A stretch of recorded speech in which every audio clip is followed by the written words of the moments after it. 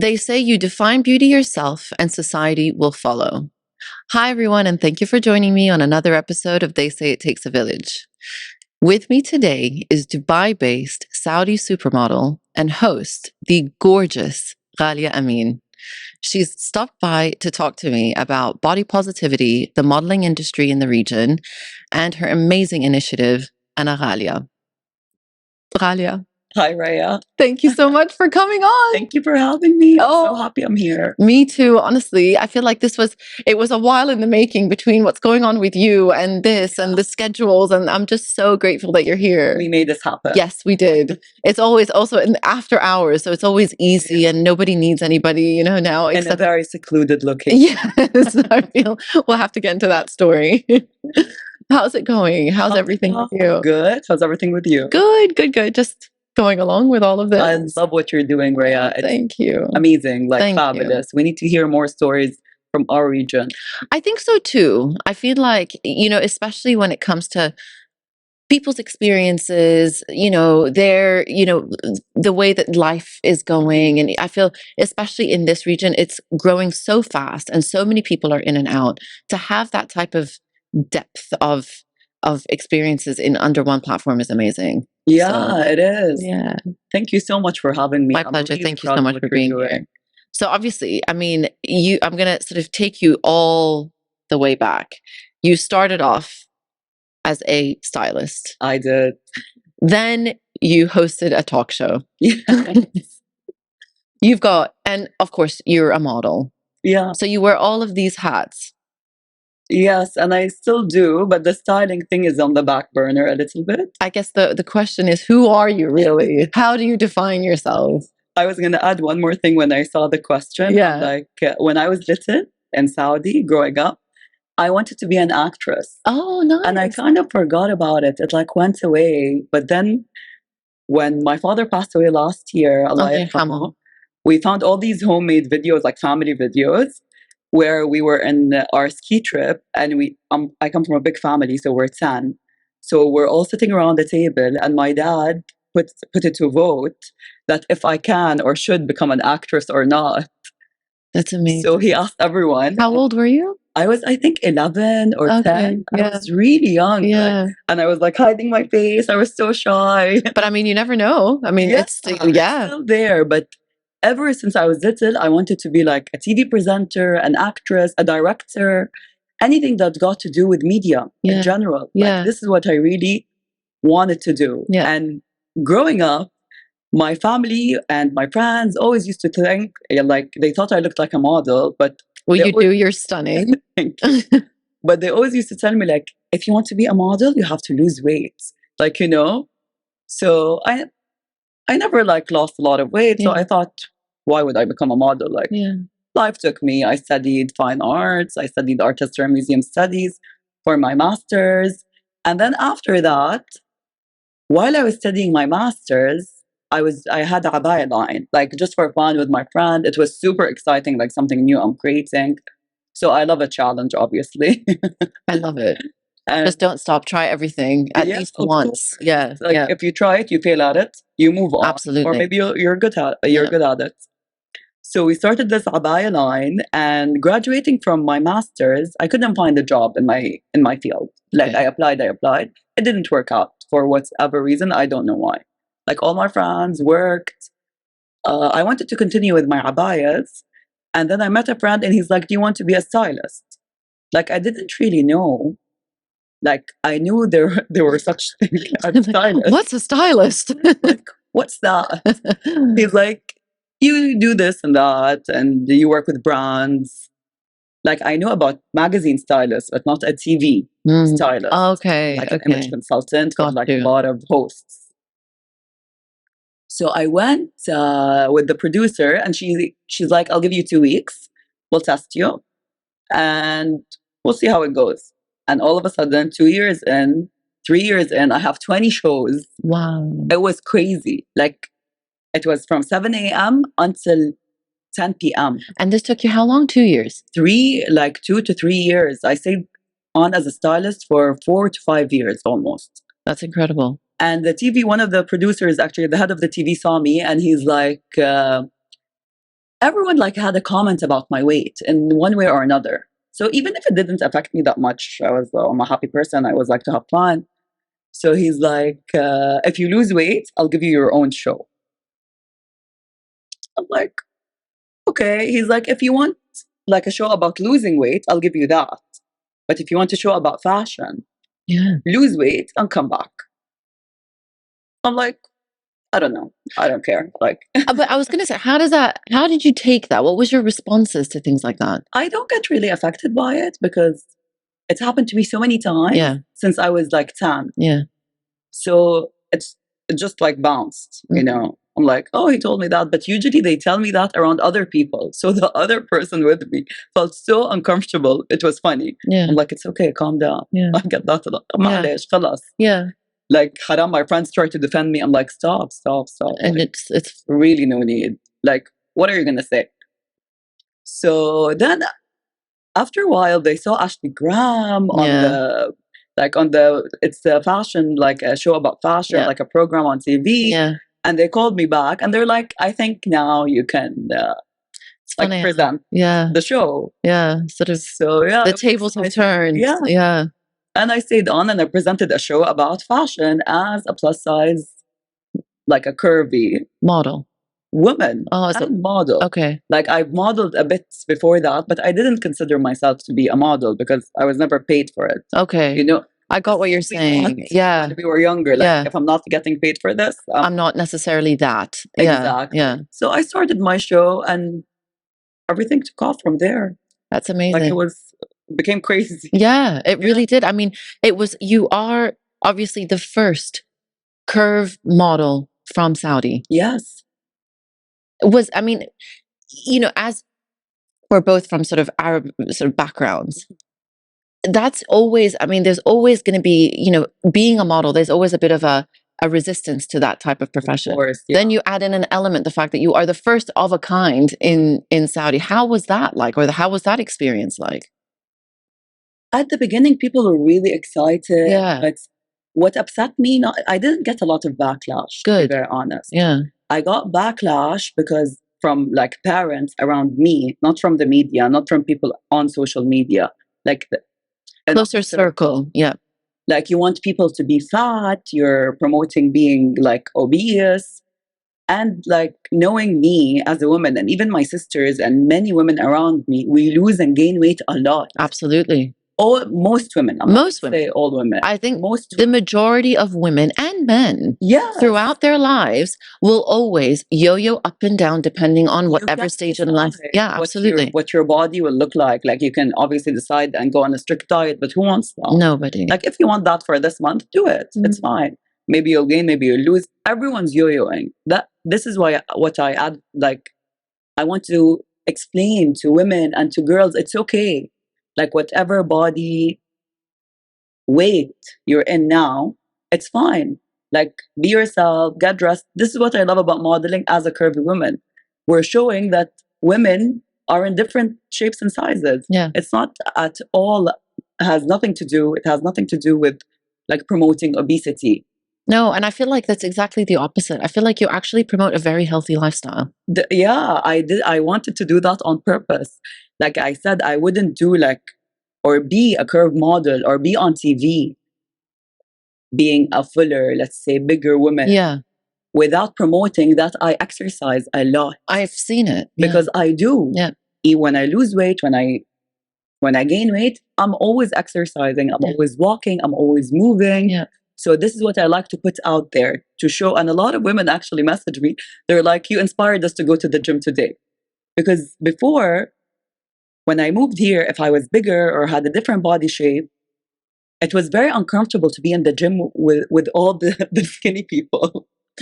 Yeah. You know what I totally get it. What I mean? Yeah. Like being there, being like a curve model. Yeah. It's really empowering for other women to love their bodies, even if you don't have let's say the traditional, what they put in magazine, perfect body. This is the thing. And I feel like, was that the point when you have to walk us through Ana Ghaliah? Yeah. Like this incredible, like I feel like you single-handedly changed the landscape, whether it's in the region and I'm sure internationally as well.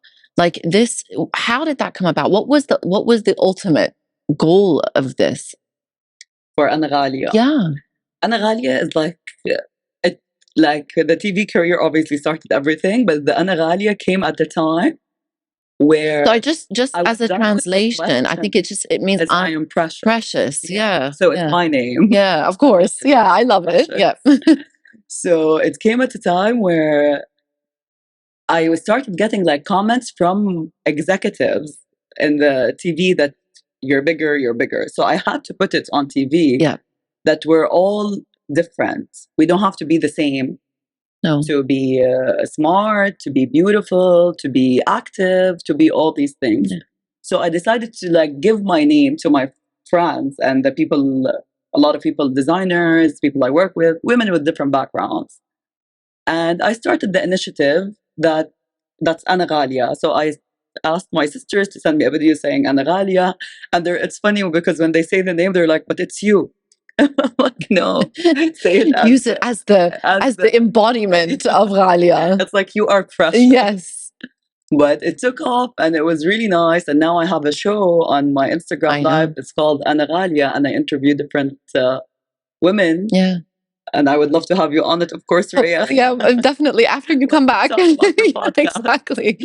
No, but it's that type of breaking the mold, realizing that, things needed a shakeup. You can't be, another one thing that I remember you saying, body types are not a trend. Yeah. Like that, I think you said it in one of your interviews, and I don't know why, but that meant more to me than anything, I think, because you don't want to fall into categorizing people according to trends or fads or whatever it might be. People are people. They come in all different shapes and sizes. As long as you are healthy and happy, that's the beauty. And I felt that, what did you mean by that specifically? I meant body, my body shape is not a trend because it's been there since everyone has a pear body shape or an hourglass or a straight triangle, whatever it is. Like, we all want to look nice and beautiful and put together. It's okay if you, like, again, if you gain weight. But a lot of people used to say that the body positivity movement, and we'll get into that in a bit, that it's about, it's gonna like disappear after a while. After they put a bit of curvy models on the runway, it will disappear. But my body type and my body shape will not disappear because I'm going to still be living in it. Absolutely. So I'm still here. Yeah. Do you know what I mean? I still need clothes. Yeah. I still need nice clothes. And I want to look good. And I want to look really good because I love going out and having fun. Absolutely. And I want to have it in my size. Yeah. Like when I was little, I used to go, and I wasn't big as a child. So that even size large was super small. Yeah. Like, and I wasn't an overweight teenager. Yeah. I just had a different body shape, a bigger hips, which like many Arab women. Absolutely. Like this. Yeah. So when you used to try anything on like pants, you felt like you're squished. It wasn't, or it wasn't as flattering as you want it to look. No, there was just, it wasn't fitting you correctly. And ill-fitting clothes is nothing worse. Exactly. Yeah. Like if you have the same exact pair in one bigger size, or like or even just cut a bit differently to accommodate. Yeah. But all fashion designers were for European. Absolutely. European mainly. Yeah. So that's why we didn't find. And European women their hips are much smaller. So we don't want to like create something big about everything. No. But we just need more Arab designers. Yeah. Which understand our body type. Absolutely. Yeah. All for it. Did you hear that, guys? More Arab designers. Let's get them going. Yeah. Definitely. Yeah. That the ones that they know our body types, not the ones that they want to act European. Yeah. But I feel like even just sort of looking at you, talking to you, you have this sort of aura of confidence. Thank you. It's true. You present yourself out there. You've got such conviction, and I feel like you're on this trajectory to make sure that people look good, feel good, and living their best life. How did that come about? How did that come out? Through your media? How's your relationship generally with social media? Is it up and down or fairly consistent? Maybe it's up and down. I wasn't obsessed with social media at all. Yeah. But during COVID, all my work had to be there to social media. Yeah. So now when I touch my phone, I'm like, I open Instagram like automatically. I'm like, what's wrong with me? But it's like It's addictive. subconsciously. Yeah. So I put the timer. Yeah. Oh, yeah. I like I Live really by advise that. everyone Yeah. to do that. Obviously, sometimes I remove it. I have to check something. I have to answer comments. I have to check my messages for my work. But I did that, and it really helped. Social media, I don't think it affects me as Ghaliah, as the Yeah. model and presenter. Yeah. It affects me from how many images you see, and sometimes you feel like FOMO. Yeah. So it's okay Is it to feel yeah, FOMO. yeah. But this is when, if I started feeling FOMO, this is when I put my phone aside. I'm like, it's not me, it's the phone. That's so the social true. media. Yeah. That is, yeah, I know exactly what you mean. It's not so much FOMO for me, it's almost the comparison. Yeah. You know, the comparison of what's going on with me and what may be going on with somebody else. Yeah, that's so true. Yeah. You know, and that in itself is false, because I mean, social media, we're only going to put out there what is happening that's great. Exactly. You know, on the days that are just mundane and they're normal and no one's really kind of talking about that, you know? Yeah. So I definitely go into this rabbit hole of the comparison all the time. And it's true. If you take a picture of your coffee, Yeah. and I post it, you're going to be like, oh, that like that looks really good. Like, where did she get that from? Yeah. Yeah. And it's so true. I think when you get to that point, when you think, I've been on this Instagram for the past 45 minutes and all I've done is compare and I feel terrible, it's time to put the phone away. So yeah, no, I totally get it. But did you ever, so you said you never received sort of backlash or I did, but very little. It's like, it shouldn't be even like considered. Yeah. So it was not or unsolicited advice or anything, you know. advice. You get that a lot. Yeah. But when you start like believing in yourself, it Yeah. doesn't affect you. Everyone wants to give advice. It's okay. It's true. Yeah. Everyone's got the opinions. Yeah. I do. So do I. But I mean, it's funny how sometimes people are just really not afraid to give you their opinions, Yeah. whether you've sort of asked for it or not. I think we're all guilty of that a little bit. You think so? When you mature, or when you really start believing in what you do, yeah, you can listen to it without being defensive. Like, okay, give me your opinion. Yeah, like, thank you for that. Yeah, That's like one ear, not the other. Yeah. Not needed, unneeded. But it's okay. Yeah. Especially if it was from a friend or a family member, you should listen to them. I'm sure they listen to you. Yeah. I feel like sometimes maybe advice or comments and things like that from like strangers. Yeah. I think can be tolerated a bit more. I think it's the inner circle. That's very true. You know, like the inner circle of people, you know, their opinions and their sort of comments sometimes can be good. And these are the ones that affect you. And these are the ones that happen behind closed doors, for sure, behind social media. So this is what really affects you. Like, I feel you shouldn't distance yourself from your family, of course, but you distance yourself by meditation, reading, getting good at what better or at what you do. This is what will help with bad comments, negative or criticism in general. Yeah. What would you, in the industry that you're in, are you still modeling? Yes, I am. And do you want to continue it? Of course. Okay. Yeah. Do you see, like, if you had sort of an advice or a wish for the industry, what would it be? I wish for it to be more inclusive. We're still not that inclusive. Okay. In magazines, like every time I get a photo shoot, it has, like, if it was a huge campaign, I have to talk about my backstory. I don't want to talk every time about my backstory. I want to go for a shoot. I'm good at modeling. Yeah. Let me shoot it and just go. Sometimes it's nice to give like a bit like of what you've been through. Yeah. But I see modeling as a happy thing, not like a struggle. Like, how did I get there? You know what I mean? Like I go happy, hard, like life. Yeah. You look great. I'm so sad that they rejected me. Like, I'm okay that they rejected me. A lot of models get rejected. Absolutely. Even, like, top models, you know? Yeah. Been rejected. It's fine.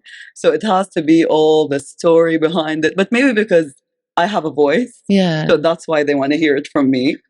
But sometimes I'm like, can I just like just take the photo and just do the shoot and I'll go. Yeah. No, I get what you're saying. It's all the time, of course. Like definitely, but I think it is one of those things that you just want to be able to. But the thing is, I feel like maybe it's the one. I mean, I don't know. I feel like for me, everybody knows your story. I don't know. So a lot of people would probably want to connect with you because of that specifically. True. And you do advocate for inclusivity, which is, I think, a majority of brands are trying to lean towards.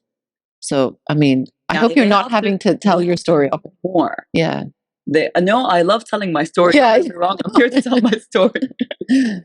That's so funny. No, I love telling it. Don't ask her, guys. I love shooting a video telling the story, but sometimes it's like, I feel it gets repetitive, but then again, every campaign, there's like 300 more people that know my story. So, or more, I think it's more like with Mac. I don't know. It's international. So I don't know the numbers. I can't comprehend it in my head. It's amazing, honestly. It's amazing. It is fun. No, and there's nothing better than being this sort of positive message. You've got young girls looking at you. You've got, and I think that's probably the biggest thing. You've got impressionable younger children. I mean, this whole podcast is about parenting and parents trying to raise happy, resilient kids. And then you throw in an element of social media, and that adds another huge pressure on parents because you can potentially have very impressionable young children scrolling through social media and comparing themselves to others. And if that comparison isn't healthy, that's going to honestly double up on a lot of anxiety and pressure. And in an environment, I mean, they're growing. You've got, sort of, preteens, teenagers, all the way into young adulthood. These are all impressionable people. So if you are, sort of initiating this type of change for young women, young men, that in itself is very admirable. That's what it should, that's the message that should be, and it should be, all industries should promote this. Of course. And more so. Sometimes I feel I want little girls or boys. We always focus on the girls. Forget the boys. And you have two boys. But even with two boys, I want them to understand that, everybody is beautiful in every shape, size, form that they come in. Exactly. As a man, they have to appreciate that, whether they're men or women, or it doesn't matter, So, if someone's healthy and happy and they're confident, like, why would you care what and they look nice for you? Like, beauty is very subjective. Absolutely. So why shouldn't you say no? Because I was hearing this podcast once with the designer and a doctor, and she's like, a lot of men sometimes they're in love with a woman, but she's bigger, and they're really, really like embarrassed of it, but they love her. And she says she gets these comments a lot from many men. I think she's a Lebanese doctor. Okay.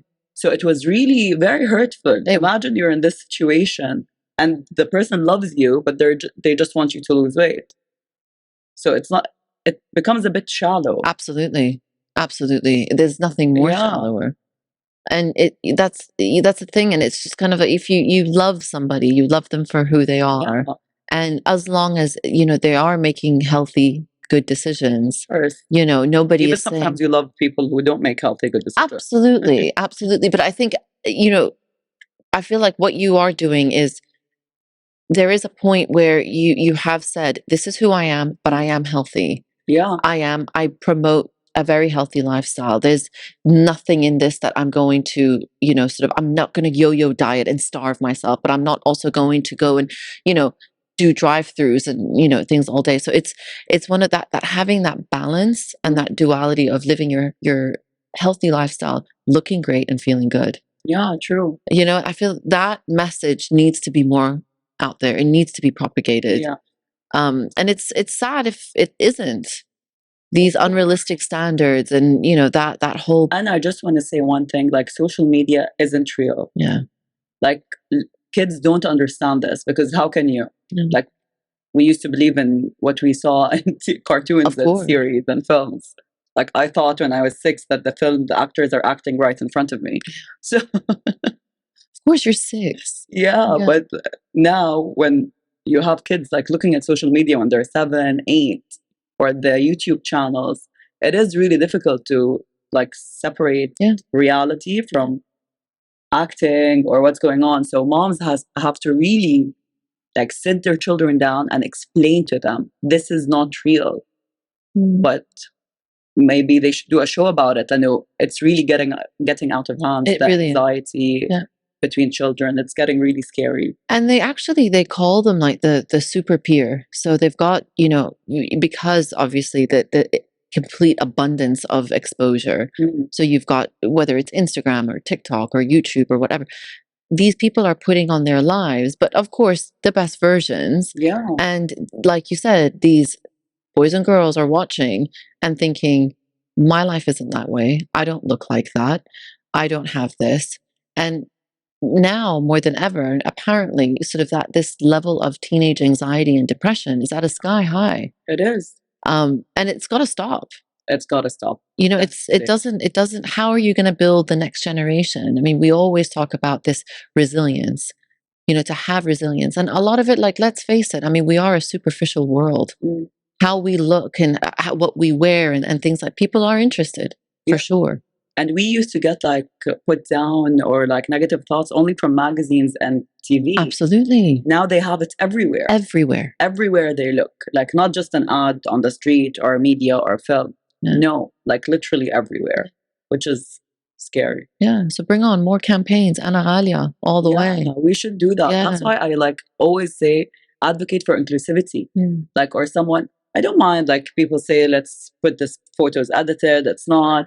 It's okay if they're editing thin like models. You should edit and make the picture look pretty. If you make it beautiful picture and color enhancement. Absolutely, all these things you should do that. It's still like a shop, not a superficial industry. Like is it the word? Yeah. So we don't want to put like ugly things. No, I know. Of course, it has to be aesthetic. Yeah. But yeah, do you know, it's not just the kids, it's even the moms. You know, when you are pregnant and you've just had a baby and you've just carried a child for 9 months, there's this pressure to lose all the baby weight and go back to your original size. That's really scary. I mean, number one, your original size will never be. You know, you've had a baby, you've held a baby for 9 months, and then, you know, it gets really overwhelming. And if you're a new mom or just having more children, you are sleep deprived, you are looking after your baby, and then on top of it, you feel terrible because you're not fitting into a certain standard that you're seeing or comparing on things like social media or things like that. And that's the worst part. I feel like it's just, it hits across all, you know? Yeah, it does. So yeah, I don't know. I think there needs to be a point where, yes, things can look beautiful. More like curvy models. We need to have more like moms that show their bodies after giving birth. Like I love what Ashley Graham does. Absolutely, like Dana, breastfeeding, and Mercer or something. American. She's perfect. Like she's great at what she does. Showing like it's not like that. This is a fantasy. You can show the fantasy and the beautiful things, but you can also show the other side. The reality. Yeah. And I think that's it. To say that we all, I mean, I wear the foundation and the lipstick and the clothes and things like that, but also at the same time, I wash my face and I go home and I look completely different. Exactly. So, you know, you can post both. Absolutely. You don't have to be one or the other. Like this idea or culture of like boxing people. It must be hard though within the modeling industry. I don't know. I feel like, did you have to have really thick skin? I don't know how. I wouldn't be able to do it. Like industry, everyone knows I'm a curve model, so they know when they get me, they understand that they're not going to. This is it. Yeah, this is it. Yeah. But maybe it's more difficult for us. More difficult growing up, like with the different body shape. I got comments like, when you reach 16, like go for a liposuction for your thighs. Like I grew up in the 90s, so it was the era of like the super XX skinny, zero, and I was the anorexic. So it was funny that I got a lot of comments, and I didn't think I was big, but people made me aware of it. I used to think I was super healthy. I used to play squash. I used to go horseback riding. I never thought like I'm fat or like, you know what I mean? But people made me aware that no, your body looks like this. Do you know what I mean? It doesn't look like someone on TV or like the petite. My friends were like super petite, so this happened a lot. But I think that made me have thick skin, and now I'm on social media. So absolutely, yeah, exactly, on covers of magazines. Yeah, sort of mic drop right there. Yeah. But it's can't complain, I guess. No, and that's the thing. And I find that to stand up to things, and I love the fact that you said I didn't think that way. It's others that were saying it to me. How terrible is that? It is. How could you? It is. I'm like happy about it. It is. No, but it's it turned out great. It turned out wonderful. But how it's so bad that other people made somebody who seemingly is very comfortable in their own skin think otherwise, or second guess. Did you ever think, oh no, I should lose weight? Of course. When I was 10, I like crash dieted, and I had like فقر دم, what do you call it? Anemia. Yes. It was so funny because I wasn't like overweight, but my mom didn't know. Of course, I didn't tell her I was dieting, but I ate very little. And my thighs wouldn't go away, like even with exercise. Like, but I got over it like within like 2 years, a year. Then I lived normal. Then I became bigger. I became in high school, so I got bigger, obviously. Of course. And I used to compare we used to compare our weights. And I'm always like, I was taller than everyone. I'm not that tall, but I was taller than the other girls. So I weighed obviously more. So everyone was like, no, you're like this. You will never, for example, lose weight. Or everyone like had an opinion. Maybe I had an opinion about them too. I really don't want to blame anyone. But I remember a lot of moms, like my mom's friends, used to comment, look at her thighs, look at them. It was really, like, I used to laugh because I'm like a cheerful, bubbly person since I was little. But I think it like really affected me, like growing up. But when I moved to Dubai, people were like my size. So I was like really happy. I'm like, oh, that's my place. Yeah. It's my country. That's it. Yeah. And I feel like, would you comment? I don't know. I generally have never grown up to comment on anybody unless it's a compliment. Yeah. I've never, I mean, would you naturally comment on somebody who was maybe a slimmer frame? No, I don't think so. So, I mean, that's why I find it so irritating and slightly bizarre. Why would they feel the need to comment on somebody that doesn't look a certain way? That way, I wouldn't get married. So it was always like going back to marriage. Obviously, I grew up in a community where, of course, girls, we were all part of that community to do anything, like just to not find a husband. A husband will find us. Not to even look for him. We just need to sit at home and wait, looking great, and he'll just knock on the door. That's so funny. But now everything changed. Yeah, it's like, different set of circumstances. Girls are more empowered. I'm really worried about the social media thing, but no, I think it's just to be able to be true and real and honest with who you are, and actually just put your foot down, and on top of it, just be comfortable on the inside. Of course. And I think every single person has insecurities. I've got it. You've got it. Every human being does. And it's one of those things that slowly, you sort of look at yourself in the mirror. And if you look at yourself in the mirror and say, I like this, and I really like that, and I'm really proud of this. And I think that's why there's this whole turn of was it the affirmations and all that type of. Ana Ghaliah is like an affirmation. Exactly. So I am precious. So I say to myself every day, and I love my name because I'm the only one that my father named me. So it was really sweet that I turned it into this beautiful thing. Yeah. We're all like called Ghazal, flirt, mahabba, love, shahad. Yeah. We're all called like very romantic names. But I'm so glad that my father named me, and now it's like this big thing. And it's taken on a life of its own. It's really, I've never been so inspired by that. I'm a bit new to all this social media and all of this type of thing. Very, very new. You're doing a great job. Thanks. I'm really trying. There's a massive imposter syndrome situation here. But one thing that I put out was this thing about comparisons and how it can really destroy you. It can. And if you aren't comfortable with who you are, or take a moment to realize how amazing life is, you can really sort of get swallowed up in what's going on around you. Very true. Especially if the messages aren't really conducive to self-esteem or making somebody feel good. So yeah, true. Yeah. I was last weekend with a bunch of girls, and this girl with me, she's like super tall and super skinny. She's very beautiful. Yeah. So she's like, we were walking, and she's like, look at these girls, they're so skinny. We have to do that. We have to be like that. We will find a husband. We'll find someone. I'm like, I looked at her. I told her, even skinny girls, their husbands leave them, or they even like bigger. I mean, girls, they find a husband. Absolutely. Like, everyone's getting married, getting divorced, getting like, yeah. Life goes on with people. Life is still happening. Absolutely. Whether you're big or you're small. Yeah. So it doesn't change. So what does body positivity mean to you? I liked the term at the beginning when I started in Ghaliah, but now it's taking like a whole turn in the States. So I'm afraid of it a little bit, because they say like body positive people, like they advocate for obesity, and I don't want that at all. So I read this article that said there's a trans woman whose group like ditched her because she started dieting because she had diabetes. So it was a horrible article. As in, it was against body positivity. Okay. Body positivity. So if you're like big and you have diabetes, you still need to eat as much. No. So no.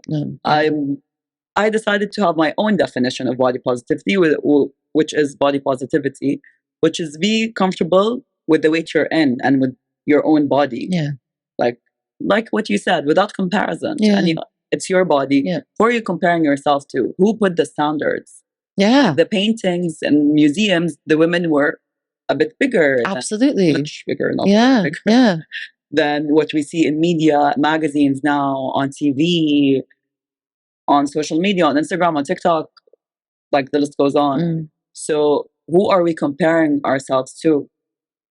That's true. Like, honestly, like, who set the standards? Who set the standards? We don't know. Maybe women, maybe men. We don't know. Yeah. But there was this model in the 60s, I think, or 70s, when the modeling hype started. She was super skinny. She was anorexic a little bit. Yeah. And she took a picture on a boat, and everyone loved it. So I think the era started from there, like to be super skinny. Sometimes it looks nice, sometimes it doesn't. Even curvy women, sometimes it looks nice, sometimes it doesn't. It's okay. Just be comfortable with your own skin and with the body you're in. Absolutely. And the thing is, you have to look at it on both spectrums.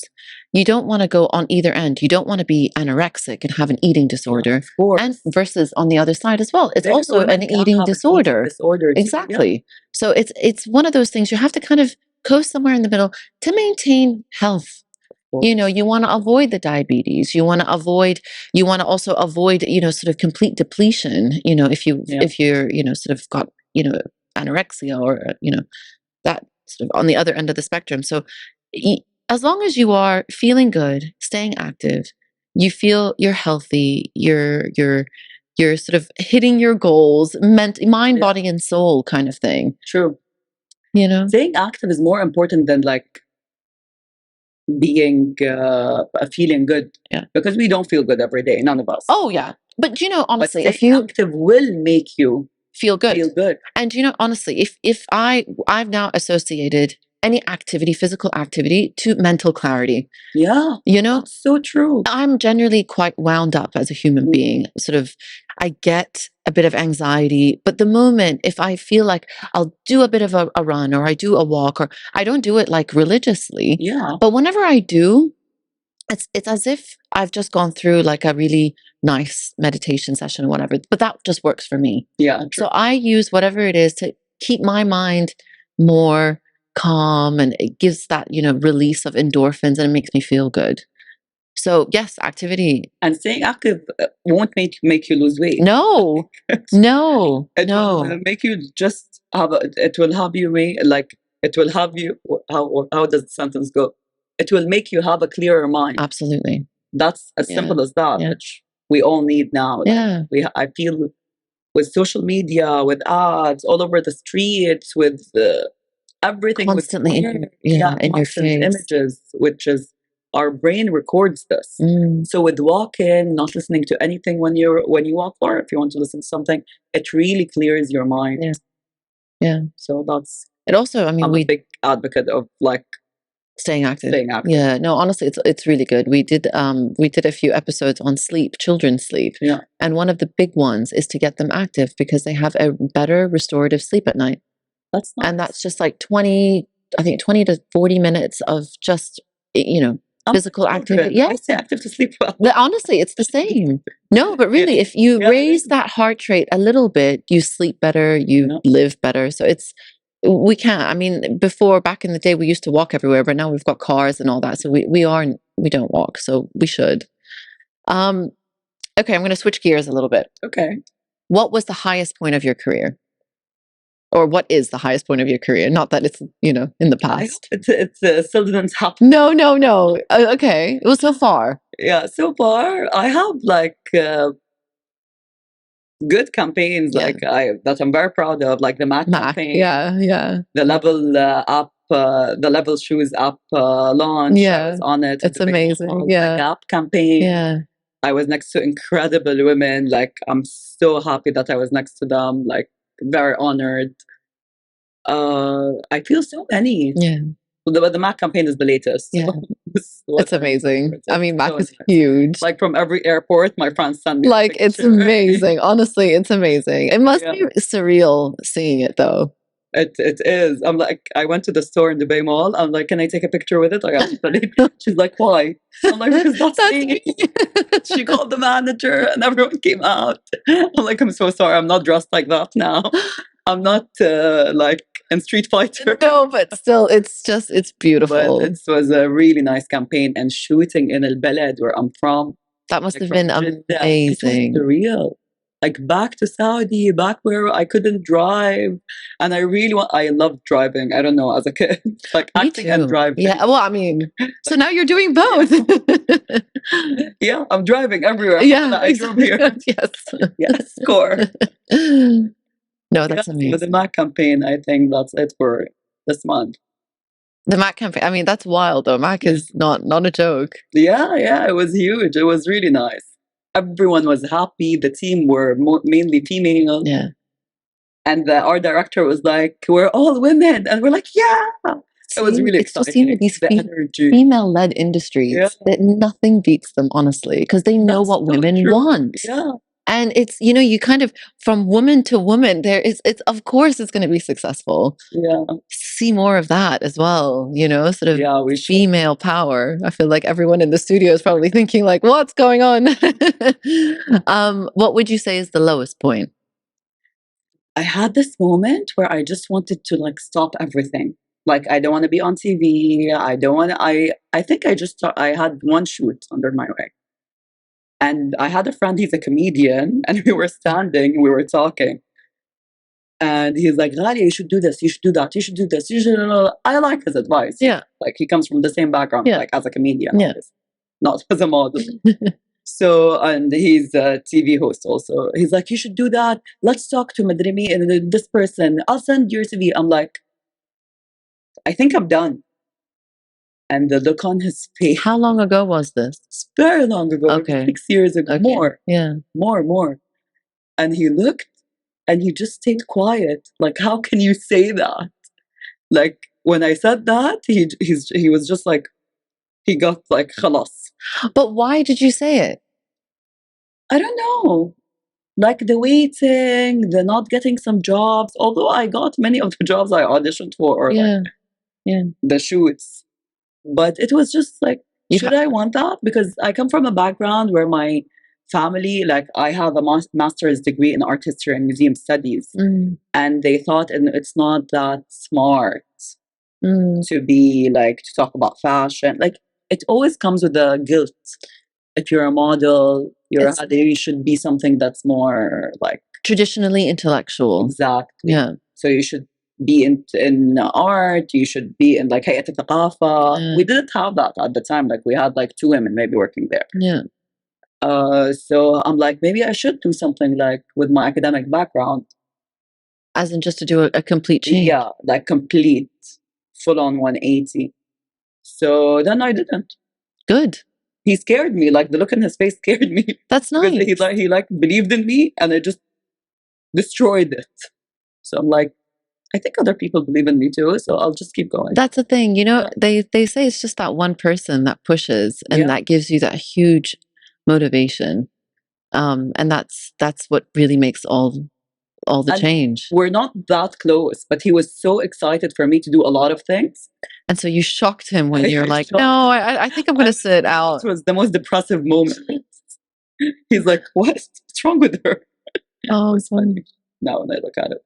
Well, that's good. I'm glad that those, these are points that stick out in your lifetime or in your career and had pushed you further. And that's probably taken you from one thing to the other, just from that one statement or that one reaction. Yeah. Yeah, it's amazing. And who generally, so of course, I feel everyone's got an inspiration. Yeah. Everyone feels motivated or inspired by somebody. Who do you take inspiration from, or what do you take inspiration from? I think many things, not just one thing. Like growing up, I loved old movies. So the women were curvy. It was nice. The Egyptian women in like black and white movies, they were mainly like curvy. I studied art, so I get a lot of my inspiration from art. A lot. Yeah. Like if I go to a gallery, walk around in the museum, it's very inspirational to me. My sisters are amazing. So they're inspirational too. They're very dedicated, hardworking mothers, or like career-wise. So from other women in my life, I guess. That's great. Yeah. Yeah. And obviously, again, it's a lot of listeners in this platform. So for It Takes a Village are moms. Yeah. I think I have a couple of dads, honestly, I can probably count on one hand. So, we talked a little bit about that, but, our objective is to raise resilient kids that aren't going to be fazed by different trends or, something that's coming up on social media or something that's coming up in schools or, whatever it might be. It's a harsh world, to have children in. And school is not an easy place either. So what would be your biggest advice when it comes to instilling confidence, to have that confidence and be comfortable in the skin you're in? I don't feel like I can give kids advice because I'm not. Or just, but even just generally, or moms, because I didn't go through what they went through. Yeah. But maybe to listen more to your kids. Yeah. But also just, since I'm a daughter, maybe. No, but I mean, just, and how would you promote just be yourself? Who you are as a person? How would you just, sort of drown out all the noise or all the people that, have said something?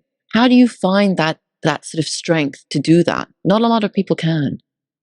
Yeah, true. But I feel being a mom, like you should be there for your kids, to tell them you love them unconditionally, to be there, really listen to them, keep them active.